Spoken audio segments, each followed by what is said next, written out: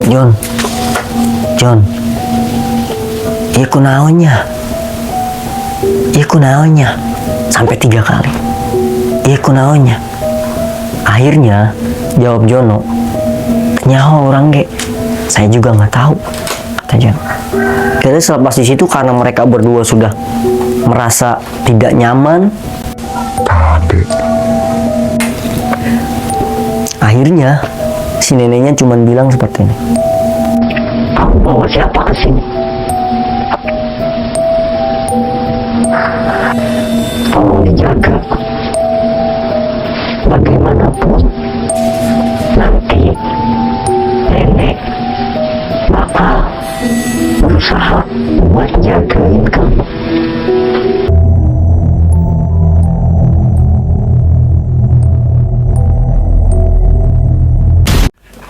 Oke, assalamualaikum warahmatullahi wabarakatuh. Kembali lagi bersama saya Farhan Sururi. Kembali lagi bersama saya yaitu melanjutkan cerita daripada Santet Keluarga Jono. Teman-teman semua, alhamdulillah sekarang saya lagi nyoba-nyoba untuk setelan studio ya. Ya, barangkali ada kekurangan mohon maaf yang sebesar-besarnya karena saya juga masih belajar. Dan teruntuk teman-teman semua, jangan lupa like, comment, subscribe, and sebarluaskan sebanyak-banyaknya agar saya semakin semangat untuk membuat konten-konten dan membagikan cerita-cerita kepada teman-teman semua. Dan semoga juga teman-teman semua ada sisi baik yang bisa diambil dari konten-konten saya. Pokoknya tolong bantu like, komen, dan sebarluaskan sebanyak-banyaknya. Tetap bersama saya dalam segmen Antara Ada dan Tiada.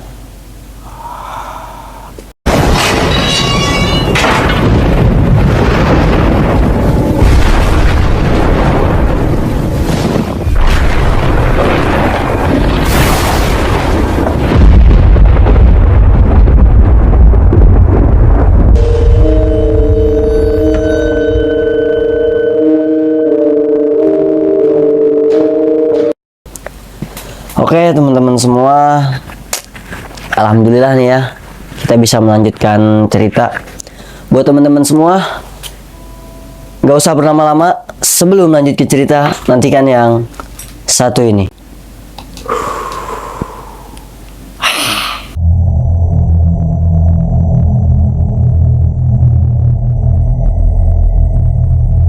Nah, teman-teman semua, jadi daripada ketika Jono diberitahukan oleh tetangganya pun menjawab, nenekmu meninggal dalam keadaan tragis.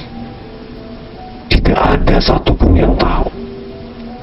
Bahkan yang datang ke rumah nenekmu hanya warga setempat dan juga paman. Sontak dengan nada yang agak bingung dan sedikit kaget, Jono pun bertanya, meninggalnya tidak ada yang tahu dalam keadaan seperti apa. Lalu tetangganya pun menjawab, Bang, ngopi dulu, Bang. Malah tinggal satu lagi. Jun, ini lagi lanjut part 2, Jun. Emang iya tah? Ih, Ini Bang korek, Bang. bisa-bisanya lu anak ini lu. Astagfirullah. Masalah. Biasa banget. Pengen masuk kamera mulu nih. Aduh. Oke, kita lanjut. Nah, jadi yang masuk ke dalam, tetangganya bilang bahwasanya nenekmu meninggal dalam keadaan darah bercucuran di mana-mana. Sontak Jono pun bingung apa yang dimaksud daripada neneknya tersebut. Akhirnya tetangganya pun menjawab, nenekmu kena santet. Jono pun tidak percaya dengan apa yang diberitahukan kepada tetangganya. Akhirnya Jono pun balik ke rumah, beritahu lagi kepada Asep tentang apa yang didapat info dari tetangganya tersebut. Akhirnya bertanyalah kepada si Asep. Sep, nah bisik ieu. Si Asep pun bingung, maksudnya naon? Iya, nenek saya katanya meninggal karena santet. Dan akhirnya datanglah seorang warga ke rumahnya si Jono. Kemudian menyampaikan apa yang Jono tidak ketahui. Assalamualaikum, John. Waalaikumsalam. Ada apa? Lantas Jono pun bingung dengan kedatangan tetangganya tersebut ke rumahnya. Lantas menanyakan, "Aya naon, Pak?" "John, kamu harus tahu." "Sok, Pak, mangga kalebet," jawab Jono. Akhirnya tetangganya pun masuk dan duduk bareng bersama Jono dan Asep.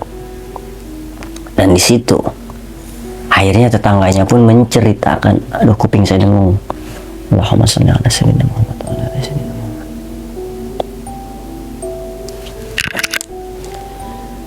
Dan akhirnya pun tetangganya menceritakan terhadap Jono apa yang terjadi 23 tahun lalu. Jadi tetangganya pun menyampaikan ini karena 1 minggu sebelum wafatnya neneknya Jono, tetangganya pun diberikan pesan dan amanah bahwasanya tolong sampaikan kepada cucu saya nanti.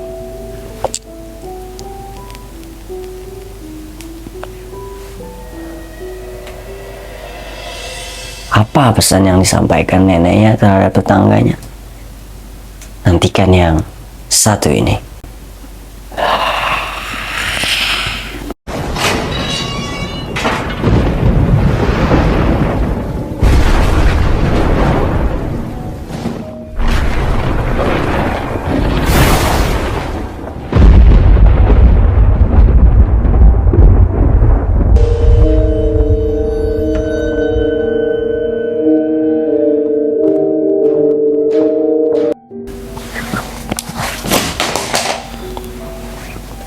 Biarin. John, kamu harus tahu ini. Orang tuamu meninggal karena terkena santet dan berimbas kepada nenekmu juga ketika wafat saat ini. Diceritakan bahwasanya neneknya ini wafat dalam keadaan banyak sekali paku di sekujur tubuhnya dan juga dengan darah yang ada di mana-mana. Sontak Jono pun bingung. Lantas, jika memang nenek telah wafat 1 minggu yang lalu, yang menelpon saya siapa? Yang memberi kabar ke saya siapa? Dan yang memandikan saya pada saat saya baru datang itu siapa? Tetangganya pun bingung. Saya tidak tahu, jawab tetangganya. Akhirnya Jono pun bertanya kembali. Ketika nenek saya wafat, siapa yang membantu mengurusi jenazahnya tersebut? Jono pun kembali bertanya kepada tetangga tersebut. "Pak, lantas paman saya merespon seperti apa? Pamanmu hanya datang lalu berbicara, si nenek sudah meninggal." Hah? Kaget Jono atas apa yang disampaikan tetangganya tersebut. Karena menurut Jono, pamannya ini sangat-sangat baik terhadap Jono. Tapi kenapa di keadaan neneknya wafat, pamannya ini malah seperti memastikan bahwasanya neneknya ini sudah wafat atau belum?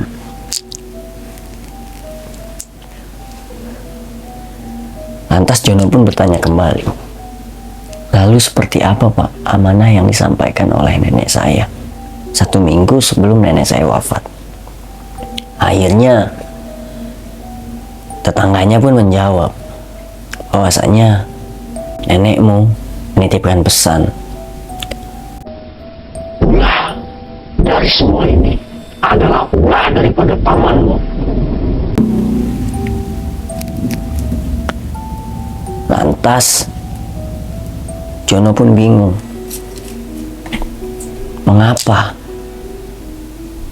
ini semua terjadi? Apa yang dibenci oleh pamanku sehingga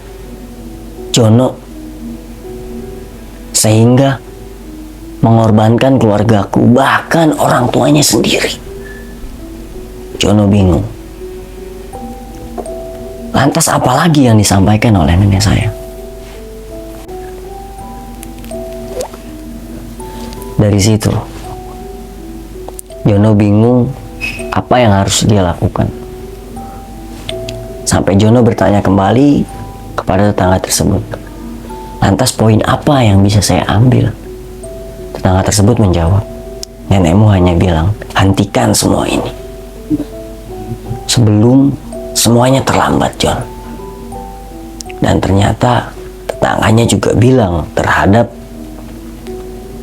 Jono bahwasanya neneknya Jono menyampaikan ternyata pamannya tersebut pun melakukan tindak pesugihan yang akhirnya membuat Jono juga menjadi terheran-heran dengan jawaban yang dikasih oleh tetangganya. Pun bilang, nenekmu berbicara seperti itu sambil menangis, John.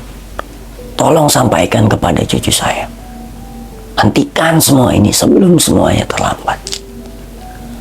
Lalu jawab Jono, astagfirullah, Rod, lagi syuting ya.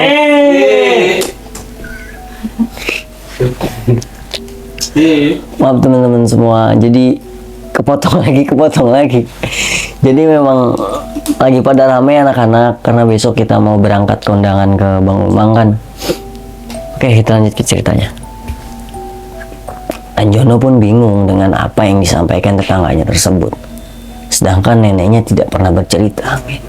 Akhirnya dari situ Jono masih bertanya-tanya terhadap dirinya sendiri, mengapa semua ini terjadi? Apa yang bisa disampaikan oleh tetangganya tersebut membuat Jono semakin bingung dan terheran-heran. Dan terakhir tetangganya tersebut bilang, John, tolong hentikan semua ini. Pesan terakhir dari nenekmu, jangan sampai semuanya terlambat. Jono pun menangis. Setelah terjadinya perbincangan tersebut, akhirnya tetangganya pun pergi meninggalkan Jono. Selepas tetangganya pun pergi meninggalkan Jono, tiba-tiba pintu rumah Jono tertutup dar dengan suara dentuman yang begitu kencang. Akhirnya Jono pun bertanya, ada apa lagi? Sontak Asep dari duduk hingga berdiri tiba-tiba kemasukan. Ketika Asep kemasukan, tetangganya pun bingung dan ketakutan karena yang merasuki tubuh Asep bisa dilihat seperti sosok maung, atau dalam bahasa Indonesianya itu mancang. Lantas dari situ sontak Jono pun refleks untuk memeluk Asep sambil mengucapkan astagfirullahalazim dan beberapa kalimat ayat-ayat Al-Quran. A'udzu bikalimatillahit tammati min syarri ma khalaq, sampai 3 kali.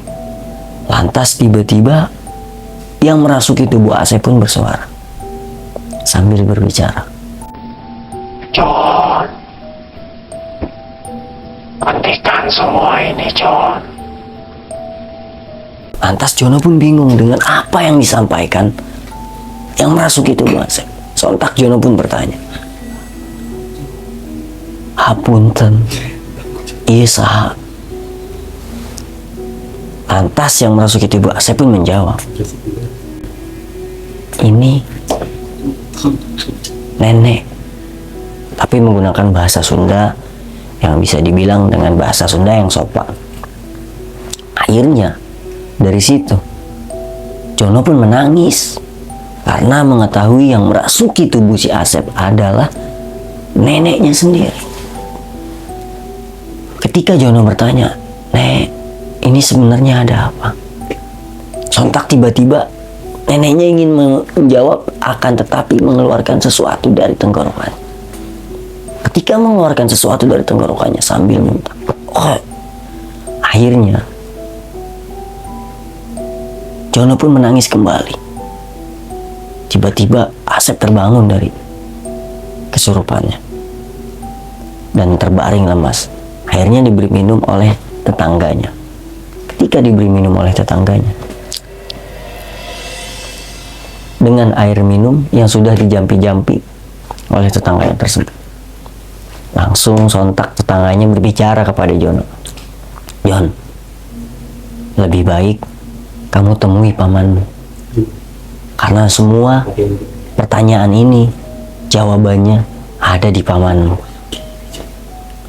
Akhirnya dengan nada emosi dan dengan nada tinggi, Jono pun terbawa suasana karena keadaan dan kondisi yang memaksa Jono untuk menjadi emosi.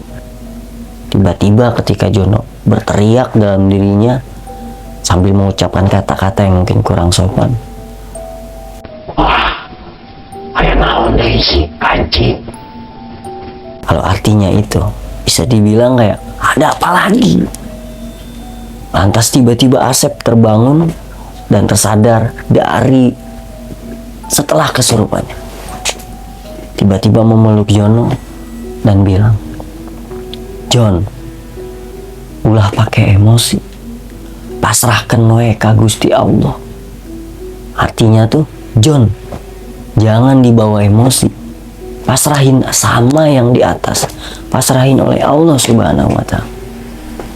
Sejenak emosi Jono pun berkurang karena keadaan yang memaksa Jono untuk bersabar. Akhirnya Jono pun meminum segelas air putih sambil berbicara dalam hati, "Ya Allah, ya Allah, ya Allah, bantu kami. Ya Allah, tolonglah hamba. Hamba tahu Engkau sedang menguji hamba, tapi tolong ihdinas syiratul mustaqim ya Allah. Tunjukilah hamba ini ke jalan yang lurus." Akhirnya tetangganya pun pamit pulang. "Jon, Bapak pulang heula." "Siapa? Hatur nuhun pisan." Terus diberi informasi yang mungkin saya sendiri nggak tahu. Akhirnya tetangganya pun meninggalkan rumahnya Jono tersebut. Sontak Jono pun di situ terheran-heran dan masih bingung apa yang terjadi sebenarnya. Akhirnya diberikan sedikit solusi oleh Asep. "Enggak satu, aya nama. Sok pikirkeun heula maneh arek kumaha kaharepna." Artinya tuh kayak, udah atuh sekarang mah pikirin dulu ke depannya mau gimana. Akhirnya si Jono pun di situ bingung apa yang mau dia lakukan, dan Jono sendiri bingung apa yang harus dia kerjakan. Akhirnya setelah berpikir lama, Jono pun memutuskan untuk pergi ke rumah pamannya tersebut dan berbicara kepada Asep, "Sep, maneh hayang ngiluan teu? Sep, kamu mau ikut gak?" Bertanya Jono terhadap Asep. Asep pun menjawab, "Maneh rencangan urang, rek maneh kamana ge urang ngikut. Kamu tuh teman saya, mau kamu pergi kemanapun saya ikut." Akhirnya Jono pun memutuskan untuk berangkat. ke rumah pamannya tersebut. Dengan bergegas merapikan sedikit pakaiannya, bergegas merapikan sedikit apa yang Jono bisa bawa dari rumahnya untuk dipertanyakan terhadap pamannya tersebut. Dan akhirnya Jono pun berangkat menuju rumah pamannya yang terletak di daerah Leuweung Sancang. Jadi Leuweung Sancang ini terkenal di daerah Garut dengan hal-hal yang mistisnya, dan konon Leuweung Sancang sendiri menjadi tempat pelarian daripada raja kerajaan masyhur pada zamannya, yaitu kerajaan Pajajaran, di mana pada masa itu dipimpin oleh Eyang Sri Baduga Maharaja, atau biasa masyarakat Pasundan mengenalnya dengan sebutan Prabu Siliwangi. Dan di daerah Leuweung Sancang sendiri itu terkenal sekali dengan hal mistis yang ada di sana, dan ada beberapa tempat untuk melakukan pesugihan. Akhirnya dari Cilimus pun berangkat menuju ke Leuweung Sancang. Leuweung Sancang sendiri berada di pantai selatan, ujung selatan Garut, terletak di kabupaten. Bisa dibilang Leuweung Sancang sendiri seperti Alas Purwo yang ada di Banyuwangi, Jawa Timur. Karena memang masih hutannya yang begitu lebat, hutannya yang begitu rapat, dan terkenal sekali Leuweung Sancang ini tempatnya berkumpul orang-orang yang biasa melakukan praktik pesugihan dan santet. Akhirnya Jono pun berangkat menuju Leuweung Sancang sendiri bersama sahabatnya, yaitu Asep. Selepasnya sudah rapi-rapi, Jono pun mengunci pintu kamar. Tiba-tiba ketika keluar dari rumah, ada suara bisikan. John, Kadek. Bisikan sendiri itu yang sama ketika Jono dengar ketika bertemu sosok kakek-kakek di jembatan Kamojang, yang artinya hati-hati. Akhirnya Jono pun menyalakan motornya dan berangkat ke rumah pamannya. Di perjalanan Jono memikirkan apa yang ingin Jono sampaikan terhadap pamannya, dan apa yang ingin Jono sampaikan juga terkait apa yang diceritakan oleh tetangganya ini. Jono pun bingung mengapa semua ini terjadi, dan bertanya-tanya terhadap dirinya tentang sosok pamannya yang mengapa begitu jahat dari cerita tetangganya Jono dan dari apa yang Jono ketahui.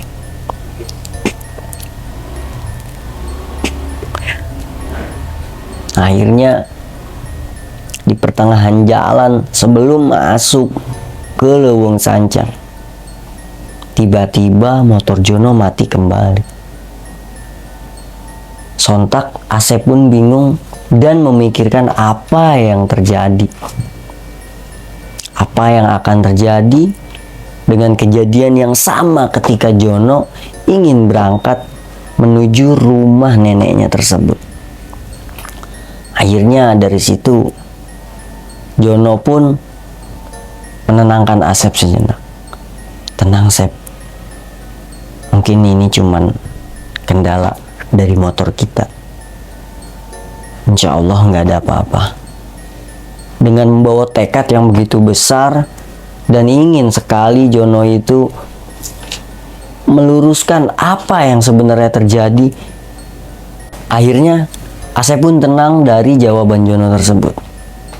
Lantas tiba-tiba ketika dua-duanya terdiam, Jono melihat sesosok kakek-kakek kembali dengan raga yang beda, yaitu kakek-kakek tersebut menggunakan pakaian seperti pada masa dulu, dengan hanya baju yang setengah kemudian memakai seperti belangkon, akan tetapi bukan belangkon. Kalau adat Sunda, di tengahnya itu bolong, seperti yang dipakai oleh suku-suku Baduy. Karena suku Baduy sendiri yang melarikan diri pada saat kerajaan Pajajaran runtuh. Sontak dalam hitungan detik, tiba-tiba sosok kakek tersebut menghilang kembali dari pandangan Jono. Jono pun beristighfar, astagfirullahaladzim. Ada apa ini? Dan tak lama kemudian tiba-tiba Asep melihat sesosok wanita berambut panjang yang mukanya hancur dan rata, serta memiliki bau amis yang begitu amis. Akhirnya Asep pun terdiam dan tidak bisa berbicara. Karena apa? Karena bingung dan kaget, seperti merasakan refleks yang sangat luar biasa. Ekspresi daripada Asep. Jono pun bertanya, "Sep, siaku naon? Sep, siaku naon?" Asep pun tidak menjawab, hanya diam. Kemudian Asep pun membacakan beberapa ayat-ayat Al-Quran. Setelah membaca ayat kursi, akhirnya Jono tersadar bahwasanya Asep telah melihat sesuatu yang tidak Jono lihat. Akhirnya teman-teman semua, selepas Asep membacakan ayat kursi, kemudian Jono pun menenangkan Asep. "Sep, sok weh pelan-pelan yuk, kalem, tenang weh, tenang." Akhirnya di situ pun Asep dan Jono merasa tenang, merasa berusaha untuk tidak terbawa suasana. Dan akhirnya di situ pun Asep mencoba menyalakan motornya kembali. Setelah dicoba berkali-kali, akhirnya bisa dinyalakan oleh Asep. Dan mereka melanjutkan perjalanan menuju rumah Paman Jono.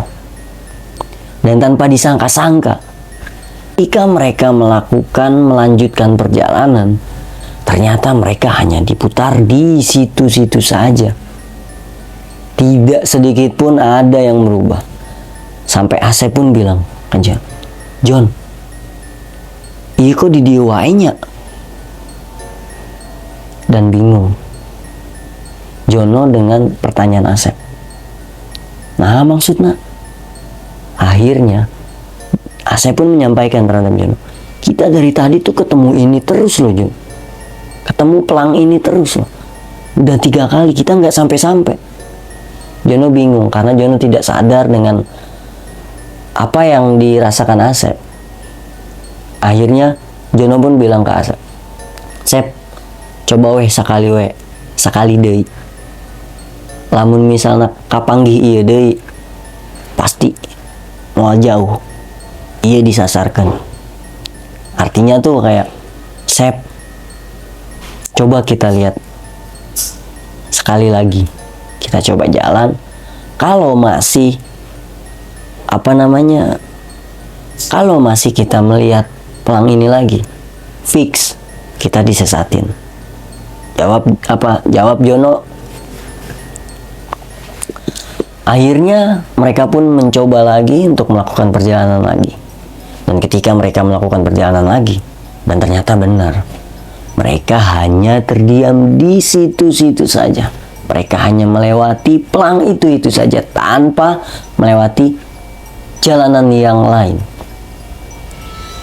Sekitar 6 jam sudah berlalu, mereka diputar-putar di situ saja. Akhirnya Jono pun mengucapkan kalimat terhadap dirinya sendiri. Dalam hati pun Jono berbicara,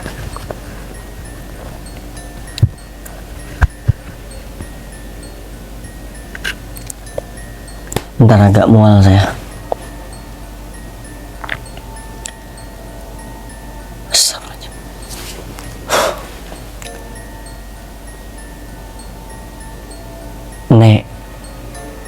Nenek pernah bilang mau jaga saya terus. Saya cuman pengen nagih janji dari nenek. Tolong jaga saya. Selepas dari situ, kemudian Jono mengirimkan Al-Fatihah terhadap neneknya. Mengirimkan Al-Fatihah dan juga berdoa kepada Allah. Ya Allah, tolong saya. Ya Allah, tolong saya. Selepas dari situ, akhirnya mereka mencoba untuk melanjutkan perjalanan kembali. Akhirnya dari situ, mereka melanjutkan perjalanan dan sampai di depan rumah pamannya Jono. Kemudian Jono pun mengucapkan salam, Assalamualaikum. Tidak ada satupun yang menyaut pada saat itu. Mengucapkan salam kembali, Assalamualaikum. Tidak juga ada yang menyaut, dan ketiga kalinya sambil mengetuk pintunya, Assalamualaikum. Dengan Jono yang merasa emosi dengan apa yang diceritakan oleh tetangganya ini. Tiba-tiba dibukalah pintu tersebut oleh istri pamannya tanpa menjawab salam dari Jono. Membuka pintu, krek, dengan muka yang begitu sinis sambil berbicara terhadap Jono. Rek naon siaga dia. Jawab yang begitu sinis dengan melihat kedatangan Jono dan sahabatnya. Akhirnya di situ pun Jono dengan muka yang sedikit emosi, akan tetapi dengan nada yang lembut, pamanku mana? Dengan bahasa Sunda yang halus. Dijawab kembali oleh istrinya paman tersebut, rek naon siaga dia. Paehan si aku aing. Yang artinya tuh, Ngapain lu kesini? Ku matiin lu. jawab daripada istri pamannya tersebut. Akhirnya Jono pun di situ tiba-tiba terbawa emosi dan ngomong, "Sia nu mautan nini aing. Sia oge nu mautan pakolotna aing." Artinya tuh, lu kan yang ngebunuh nenek gua. Lu juga kan yang ngebunuh orang tua gua. Tiba-tiba istri dari pamannya tersebut hanya tertawa. Dan tiba-tiba istrinya tuh langsung mengeluarkan sebilah pisau dari sampingnya. Dan ingin menusuk dada Jono. Jono pun mundur sambil mengucapkan astagfirullahaladzim. Dan berteriak sambil mengatakan kepada istri pamannya tersebut, "Eling sia, sadar kamu. Eling sia, sadar kamu. Gak ada yang lebih besar daripada Allah," jawab Jono. Sambil tertawa, istrinya pamannya ha. Sambil melempar sebilah pisau yang digenggam oleh istri. Push. Tapi tidak terkena Jono, akan tetapi terkena Asep di bagian lengan sebelah kirinya. Begitu terkena Asep, Asep terbaring lemas. Jono pun mencabut daripada bilah pisau yang menancap. Tiba-tiba pamannya datang dan melemparkan sesuatu ke arah Jono. Begitu dilemparkan, ternyata apa yang dilemparkan oleh pamannya ini mengeluarkan asap.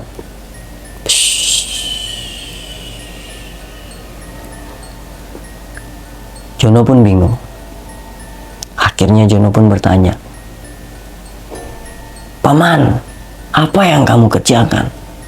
Apa yang kamu lakukan terhadap keluarga saya? Apa yang kamu lakukan terhadap ibu dan bapak saya? Dan apa yang kamu lakukan terhadap ibumu sendiri, nenek saya?" Lantas pamannya pun menjawab dengan nada tanpa berdosa dan bilang, "Ibumu dan bapakmu sudah sepantasnya mati. dan nenekmu juga sepantasnya mati. Apa yang membuatmu seperti itu? Hal apa, kesalahan apa yang dilakukan ibuku? bertanya Jono terhadap pamannya. Sampai kamu melakukan hal sekeji itu dengan keluargamu sendiri, dengan darah dagingmu sendiri. Durhaka kamu terhadap ibumu. Lantas pamannya pun menjawab, "Ai maneh budak anyar. Kamu ini anak baru meletek. Kamu gak tahu apa-apa. Gak usah sok tahu," jawab pamannya dengan sedikit culas. Akhirnya Jono pun merasa hatinya sakit dengan apa yang disampaikan pamannya. Tiba-tiba Jono bangun dari pelukannya terhadap Asep karena terluka dan ingin memukul pamannya. Ketika ingin memukul pamannya tiba-tiba mendorong tanpa menyentuh badan Jono sedikit pun, dan Jono pun terpental. Das, terpental jauh, sekitar 1 meter. Dengan muka yang tidak berdosa, tiba-tiba pamannya bilang ke Jono, "Syarek dipayahan oge, saru ajeng indung sia, saru ajeng nini sia." Artinya tuh, Kamu mau saya matiin juga? Kayak nenek kamu dan kayak ibu kamu. kira di situ pun Jono mengucapkan kalimat La ilaha illallah Muhammadur Rasulullah, la haula wala quwata illa billah. Akhirnya Jono pun melemparkan tasbih yang diberikan oleh neneknya tersebut. La haula wala quwata illa billah. Begitu mengenai tubuhnya, tiba-tiba sontak berbekas dan memiliki bercakan seperti bercakan darah. Dan teman-teman semua tahu, pamannya dan di situ sangat banget marah dengan apa yang terjadi.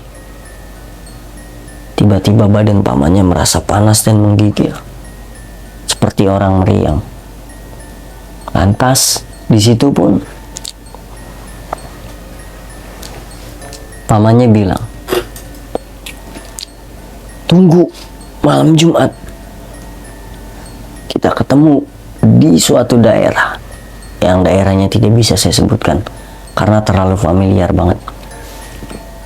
Akhirnya Jono pun mengiyakan daripada tangan paman tersebut. Nah, akhirnya dari situ Jono pun ingin bergegas pulang, akan tetapi dilarang oleh pamannya tersebut. "Mun sia balik siapa?" jawab pamannya.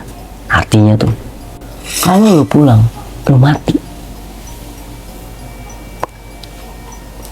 Kemudian Jono pun menjawab, "Aing kudu kumaha? Saya harus gimana?" Pamannya hanya tertawa sambil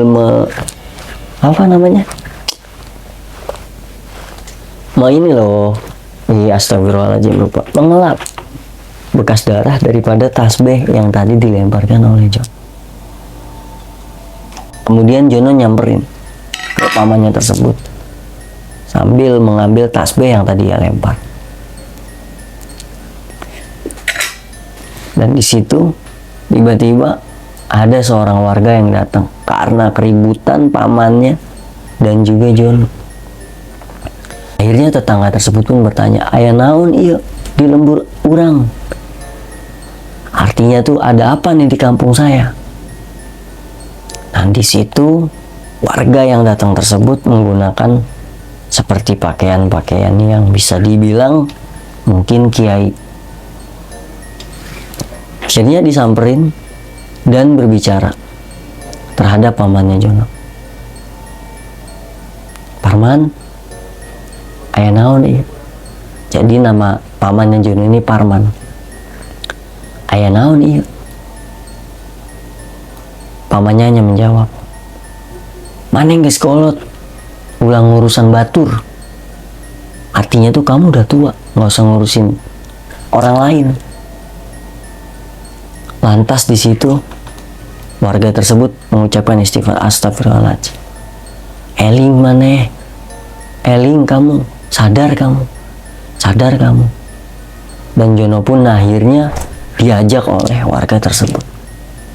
Dan Jono diajak warga tersebut, pamannya pun mengucapkan kepada Jono, "Sok, indit maneh, indit." Artinya tuh kayak, udah, Pergi sono, pergi.